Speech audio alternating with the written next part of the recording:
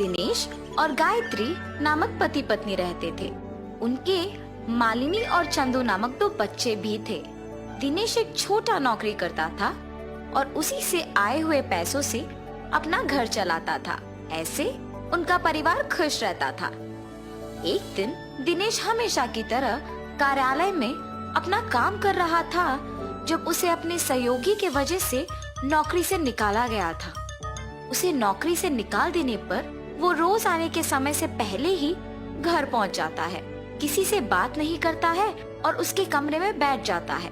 उसे ऐसे देख उसकी पत्नी उसके पास जाके पूछती है, क्या हुआ जी, आप ऐसे क्यों हैं?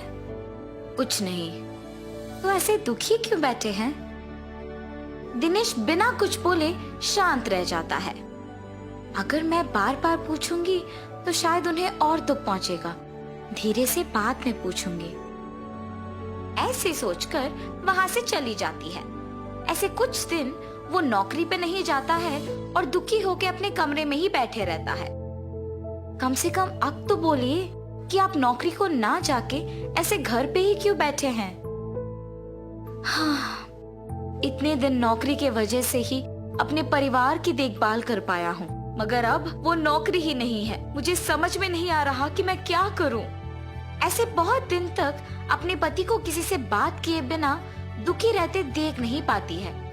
किसी के नीचे काम करने के वजह से ही इन्हें निकाल पाए हैं ना।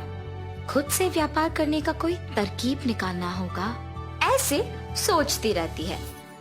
हाँ, ये तो एक अच्छा तरकीब है, ऐसे ही करना भला है। ऐसे एक योजना सोच के अपने पति को बताने जाती है। सुनिए, अब आपको ऐसे दुखी रहने की कोई जरूरत नहीं है। सब कहते हैं ना कि मैं रसगुल्ला बहुत अच्छा बनाती हूँ, तो इसीलिए मैं आज से रसगुल्ला बना के आपको दूंगी और आप जाके उसे बेचिए। आपको अब से नौकरी के बारे में सोचने की कोई जरूरत नहीं है। अरे वाह, ये तो बहुत ही अच्छा योजना है। पति पत्नी दोनों उनकी योजना के अनुसार करते हैं। गायत्री रसगुल्ले बनाती है और दिनेश उन्हें बेचने जाता है। व्यापार अच्छा चलने पर और बहुत पैसे आने पर दिनेश बैठ के सारे पैसों का गिनती करते रहता है। पैसे तो बहुत आ रहे हैं, अब से मुझे हर रोज जाके रसगुल्लों को बेचने की कष्ट लेने की कोई जरूरत नहीं है। हफ्ते में एक भी बार जाके बेचूं तो बस है, आए हुए पैसों से खुश रह सकते हैं। ऐसे सोचकर अगले दिन जब उसकी पत्नी रसगुल्ले तैयार करके रखती है तो वो अखबार पढ़ते रहता है। मैंने रसगुल्लों को बहुत पहले तैयार कर दिया है जी, अब तक आप नहीं गए? आज से रसगुल्ले हर रोज बना के रखने की कोई जरूरत नहीं है। मैं जिस दिन कहता हूँ उसी दिन बनाओ तो काफी है। आज मैं रसगुल्ले बेचने के लिए नहीं जा रहा हूँ। अरे रे, तो फिर आज बनाए हुए रसगुल्ले व्यर्थ हो जाएंगे ना। आज के लिए इनको बेच दीजिए ना। मुझे पूछे बगैर तुमने रसगुल्ले क्यों बनाए? इसीलिए इन्हें बेकारी होने दो। ऐसे गुस्से में उसकी पत्नी से कहता है और उन रसगुल्लों को बेचने बाहर जाता है। तब से उसके विचार के अनुसार ही तभी रसगुल्ले बनवा के बेचने जाता है जब उसे पैसों की जरूरत होती है। एक दिन गायत्री के पास एक आदमी आता है। जी, कौन है आप? किसके लिए आए हैं? माता, मेरा नाम आदित्य है। मैं पड़ोसी गांव में रसगुल्ले बेचता हूँ। जब मैंने सबको पूछा कि रसगुल्ले कौन अच्छा बनाता है तो एक औरत ने आपका नाम लिया, इसीलिए मैं आपको ढूंढते हुए यहाँ आया। आप मुझे हर रोज ऐसे रसगुल्ले दे सकते हो? क्या मैं इस आदमी को रसगुल्ले बना के दूं या नहीं? लेकिन पड़ोसी शहर में ही तो बेचेगा ना। ऐसे सोच में पड़ जाती है।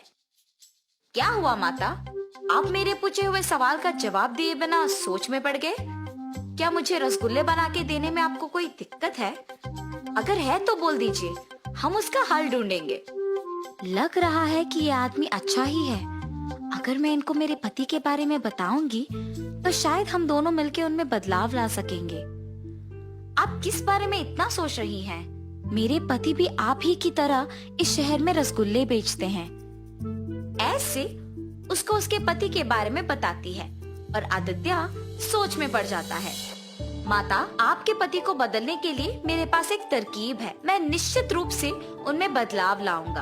आप बस मुझ पे भरोसा रखें, रसगुल्ले बना के दे दीजिए।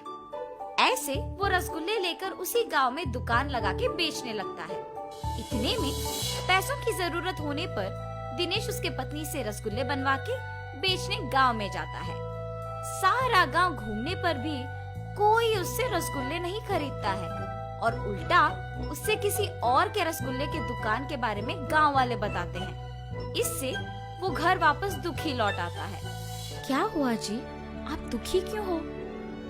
कोई इसी गांव में रसगुल्लों का दुकान लगा के बेच रहा है। गांव वाले उसी से खरीद रहे हैं क्योंकि वो बहुत स्वादिष्ट है। ये सब मेरे ही वजह से हुआ है। अगर मैं हर रोज रसगुल्ले बेचने जाता तो ये दिक्कत नहीं आती।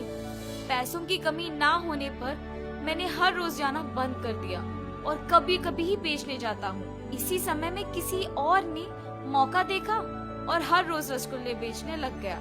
ऐसे कह के तब से हर रोज गांव में जाके रसगुल्ले बेचने लग जाता है। हमेशा की तरह सभी दिनेश के पास नहीं आए, पर भी व्यापार उसका ठीक ही चल रहा था। आदित्य जब गायत्री के बनाए हुए रसगुल्लों को लेने आया था तो वो गायत्री को दुखी देखता है। अरे क्या हुआ माता, ऐसे दुखी क्यों हैं आप? कुछ नहीं जी, मेरे पति के बारे में मैंने तो बताया ना आपको। वो आजकल सुधर गए हैं और हर रोज रसगुल्ले बेचने गांव जा रहे हैं। मगर किसी और ने हमारे ही गांव में रसगुल्लों का दुकान लगाया और इसकी वजह से उनका व्यापार पहले जैसे अच्छा नहीं चल रहा और वो दुखी हैं। माता, आपको याद है मैंने कहा था कि आपके पति में मैं बदलाव लाऊंगा? उस नए दुकान को मैंने ही लगाया। ये सब मैंने आपके पति को बदलने के लिए ही किया। अब जब वो सुधर गए, मैं वापस अपने गांव जाके हमेशा की तरह अपना दुकान चलाऊंगा। आप अब इसके बारे में मत सोचिए। ये कह के उससे रसगुल्ले लेके उस गांव में से दुकान निकाल के अपने गांव में लगाता है। तब से दिनेश के रसगुल्लों का दुकान हमेशा की तरह भीड़ से भरी रहती थी, क्योंकि सारे गांव वाले उसी के पास आने लगे। वो तो मेरी किस्मत है कि उस आदमी ने उसका दुकान निकाल दिया, वरना बहुत मुश्किल हो जाता था। अब से मैं किसी और को ऐसे मौका नहीं दूंगा और हर रोज रसगुल्ले बेचने आऊंगा। उस दिन से दिनेश ध्यान से रसगुल्ले बेच के अपने परिवार के साथ खुश रहता था। और इस कहानी का नैतिक क्या है? आलस